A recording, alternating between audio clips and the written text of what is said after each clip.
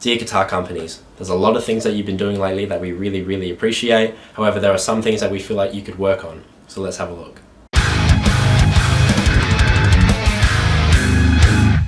So due to me not feeling too well, I can't really be bothered making a fully fledged video with a demo song and all that stuff. Today I thought we'd go into something a little bit more contemporary, kind of talk about some things that I think guitar brands can do a little bit better. I have been thinking about making this video for a very long time, and since that time there definitely has been some advancements in major modern guitar brands. This video is definitely meant to be something that's open for discussion. It's not meant to be a dig at any brands or stuff like that. Brands are pretty much the best they've ever been, and they've been offering way more to modern guitar players, modern metal guitar players in particular, which is what this video is going to be mainly focused on. The whole idea of this video is majorly inspired by Plague-Side Studio's video on the same topic. However, in that video he went with his 5 major gripes on mostly aesthetic things for 7 and 8 string guitars, whereas today we're going to be talking about pretty much all things for just modern guitar, mainly focused on modern metal guitar. However, there will be some things mentioned that can carry over to pretty much any major guitar brand and the practices that they use to make guitars for modern guitar players. So before we get into any of the points made in this video, I'm going to stress about 1,000 times that this is a subjective video. There definitely are many takes in this video where I've had conversations with many of you and many people on my Instagram at Houshmand Live if you aren't following me already, as well as many of my other YouTuber guitar friends, which I'm sure that many of you watch. I feel like both their opinions and the opinions of the people that have had chats with me on my Instagram and YouTube and stuff like that, most of them fall in line with each other pretty similarly. I also want to preface this video by saying that I understand that it's hard to make guitars. Companies are always needing to find the balance between finding materials and using parts that are resourceable, marketable and profitable, and there's definitely a fine line of how they can go about that. With that in mind though, I still think there are some things that guitar brands can be doing a little bit better, especially in 2021 going into 2022. So if you guys agree with me on any of the points that I'm about to make, please feel free to leave a like and a comment on anything you see or hear,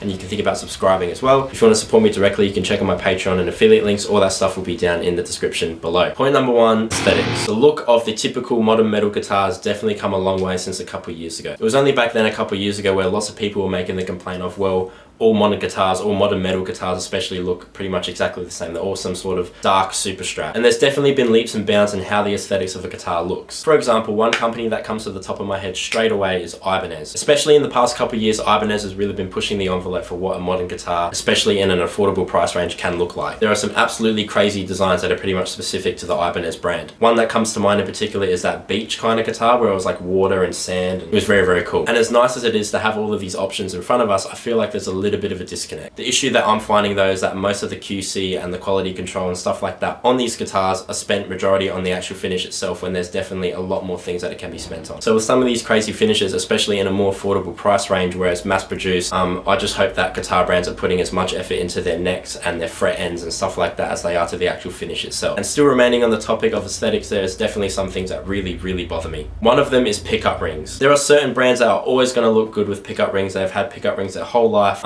Gibson and PRS come to mind straight away, but on some other guitars, in my opinion, it just does not look right. You find this most of the time on more budget guitars, which is understandable because it probably costs less to, you know, wood mount the actual pickups and do all that jazz than it is to just stick it on a pickup ring and call it a day. But in my experience anyway, when I see a guitar that's nearly $1,000 AUD retail price and it still has pickup rings on it, it just really rubs me the wrong way. I know a lot of people feel the same way as me. You might not, but I definitely feel like pickup rings on certain guitars just make it look cheap. And another thing that I know a lot of people really dislike, myself included, is when there's some old-fashioned, really uninspiring inlays on a very modern guitar. If I'm in the market for a 7-string guitar that is 27 inches in scale length or something ridiculous like that, I'm not going to need dot inlays on the fretboard. And if you're learning guitar on a 7-string and you're going to be upset if there's no dot inlays on the fretboard, I'm sorry, but you need to start on a 6. As I mentioned before, since I first started thinking about making this video, there definitely has been some advancements in inlay designs on guitars. However, you still do see some dot inlays on an 8-string, for example. If I'm buying an 8-string guitar, I probably don't need dot inlays on the fretboard. Plague-Side Studios also mentioned this in his video. I will just never understand why certain guitars have this on them, because it just takes way more work to put them on there in the first place. If you didn't have any inlays at all, or at least had a more inspired design,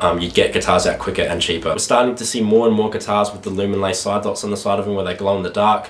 So if you're playing super technical 7-string modern metal guitar, chances are you don't need those inlays anyway, so those side dots should be enough, at least in my opinion anyway. It's a whole different story when the inlays are for a design purpose. Don't get me wrong, there's definitely some designs of guitars and certain guitar brands where the inlays just work, and it's always worked and it's always going to work forever. Like Fender with their dot inlays, PRS with their bird inlays, Gibson with their block inlays, you know, those are one with the actual guitar brand. It's very hard to imagine a Fender without those dot inlays or a PRS without those bird inlays because they look so good. But at least in a 2021 modern metal context going into 2022, where everything is very much streamlined now, we have all these plugins that look sleek and all this desk hardware that looks super minimalistic. I feel like companies should read the room a little bit more and kind of push that onto the actual guitars themselves. The second thing that I want to talk about is taking risks. As I mentioned before, obviously guitar brands need to make sure things are resourceable, marketable and profitable. However, if I was in the market to buy a 7-string guitar and I was looking for something that was a super strap body with a 26.5-inch scale length that had a 16-inch fretboard radius, I'd probably have to pick from about 200 of them. I understand that these specs work, they do sell, but it would just be really nice to see a little bit of variety in the 7-string market especially. Not including multi-scale guitars, I know that the max scale length that you're going to find on a production model 7-string is probably 27 inches. LTD is really good at offering these options. I think they have 3 or 4 different options with the 27-inch scale length 7-string guitar, but they pretty much are all signature guitars. There are 2 new models that just released that come with an Evertune, which is really cool to see. Again, ESP really pushing the envelope. That's something that's really cool. Other than that though, you got your Steph Carpenter signatures and you got your Alex Wade signatures as well. If you're not big on signature guitars, then those guitars are pretty much out already. I know that a lot of people don't really like playing signature guitars for whatever reason, so if that's you, those options are pretty much out of the door straight away. Ibanez also offers one. It's very cool, looks sleek. It's a little bit more on the budget side, so if you're looking for something a little bit more mid-range or high-end, probably not going to find one from Ibanez either, unless it's a Prestige. And then when you get to those Prestiges, most of them have tremolo bridges, so if you're not big on trems, then those options are out for you as well, basically. So it's like the more deeper the go down, the more picky you get, the less options you have. I really feel like there's a massive hole in the market for longer 7-strings and longer 6-strings. When I'm thinking of modern metal bands and the guitarists that play in them, I'm thinking of bands like Northlane, Spiritbox, Alpha Wolf, all those bands. And then when you realize that out of those 3 bands that I just mentioned, their highest tuning between the 3 of them is drop G, that's when I start to wish that there was a little bit more of a longer scale length in production model 7-strings at least. We have plenty of 26.5s, we have only a couple 27s. How about like a 27.5 or a 28 even? In today's modern metal guitar playing community, when there's such a focus on tuning lower, it just doesn't make sense to me how there isn't a guitar that can fit those needs. And people say, well, if you want to tune that low, just get an 8-string. It just doesn't work like that, because the majority of 8-strings are 27 inches in scale anyway on production models. It won't matter how many strings you have on that guitar, if it's got the exact same scale length, it's going to pretty much sound the exact same. So to kind of wrap this whole point up without going on a tangent, I just feel like there's definitely a hole in the market and that companies should really start taking risks on certain guitar spec. Whether it's scale length, fretboard radius, nut width, the people that are buying these guitars are picky enough to care about that stuff. And as much as there is an argument for, well, if they go with these specs, it might not sell as well. Like, these guitars are so niche, they're probably not going to sell that well anyway. So why not just dive a little bit deeper, separate yourself from other guitar brands that are all doing the exact same thing and all putting out pretty much the exact same guitar, and make yourself stand out from the rest. The third and final point that I want to push to major guitar brands is please focus on things that matter. Basically, what I'm trying to say is don't skimp out on specs of a guitar that are very expensive to replace and put all your effort into something that can be easily replaced straight away. Most of this stuff, as I mentioned in the beginning of the video, is mainly focused on modern guitar playing. There are definitely certain specs on a guitar that will really help you play certain styles of music. And when the guitars in question are actively being marketed to the guitar players that are listening to and playing this type of music, I just can't help but feel that there are certain things that really could benefit that guitar player and really incline to make a purchase. I know that there's been plenty of instances where I've looked at a guitar and there's just been one spec on it that I've just been like, nah,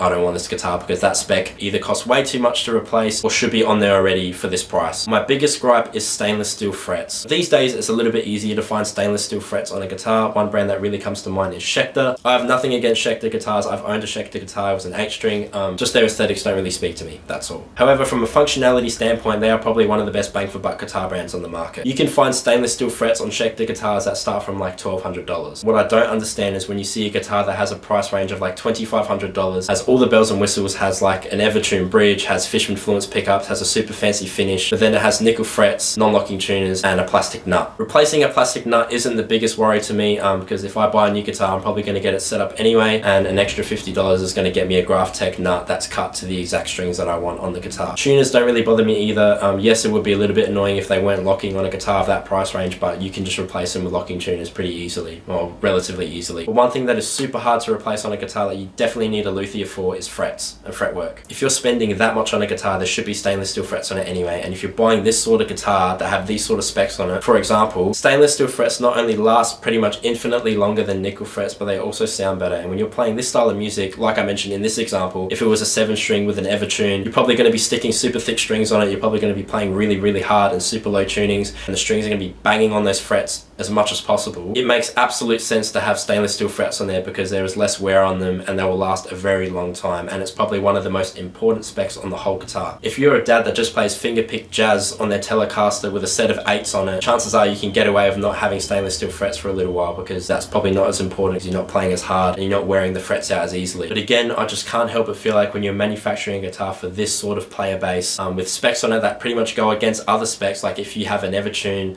and you have all these fancy pickups and stuff like that and a longer scale length designed for low tunings, why are we still seeing nickel frets on a guitar that's $2,500? I personally would rather have a sub-$1,000 guitar with stainless steel frets and absolutely shocking pickups, shocking pots, shocking nut and shocking tuners that I can all replace myself anyway. But if the fretwork is good and the QC is good and the routing is smooth, absolutely immaculate, the fit and finish is immaculate, because those are things that are very, very, very hard to fix after it's already been done. Things like pickups and nuts and tuners, you can replace all that stuff anyway. So if you're buying a sub-$1,000 guitar where the QC and the fretwork is immaculate, but all the other stuff isn't that great, that's fine. Later down the line you can replace that stuff. But getting it replaced with stainless steel frets, a really good setup, fret dressing, all that stuff, by the time all that's done, it's going to cost you like an extra $600 on the guitar, which in some cases is worth a significant amount of the actual guitar itself. So just to wrap it all up, dear guitar companies, please, please, please start putting more focus on specs of a guitar that actually make a major difference in the playability of that guitar. I personally feel like, and I know a lot of people would agree with me, that we can live without all the fancy bells and whistles on production model guitars like super nice pickups and really fancy unique finishes. We would much rather have stainless steel frets that are done right, necks that are done right, where the playability and the functionality of the guitar is the main aspect and the main focus. That's all I've got to say. If you guys have something to say and you agree with me or disagree with me on any of these points, please feel free to leave a constructive comment below. This is for a constructive, open discussion amongst other guitar players and what we feel like could be done better, and hopefully some guitar brands see this so they can take the points on board and kind of apply it to their next lines of guitars and stuff like that. As always though, if you guys like this video at any time, please feel free to leave a like and a comment on anything you saw or heard, and if you want to see more of the stuff, definitely think about subscribing. If you want to support me directly, you can check out my Patreon and my affiliate links. All that stuff will be down in the description below. But until next time, I'll catch you guys later. Thank you so much for watching. Ciao.